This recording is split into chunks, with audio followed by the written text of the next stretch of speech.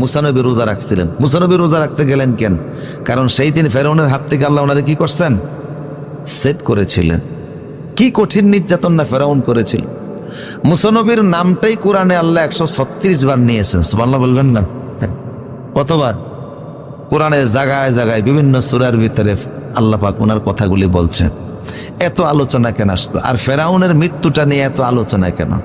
কারণ হলো তারে আল্লাহ দৃষ্টান্তমূলক শাস্তি দিয়েছিলেন। এমন কঠিন শাস্তি, সুনির্ধারিত শাস্তি, ঐতিহাসিক শাস্তি, একসাথে এত লোকের মৃত্যু।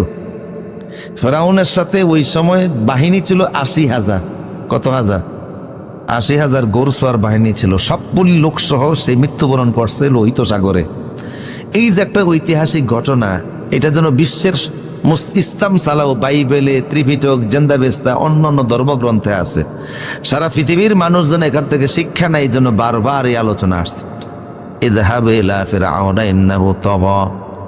মুসা নবীকে আল্লাহ বলছেন তুমি ফেরাউনের কাছে যাও, কারণ সে সীমা লঙ্ঘন করে ফেলেছে, বিদ্রোহী হয়ে গেছে।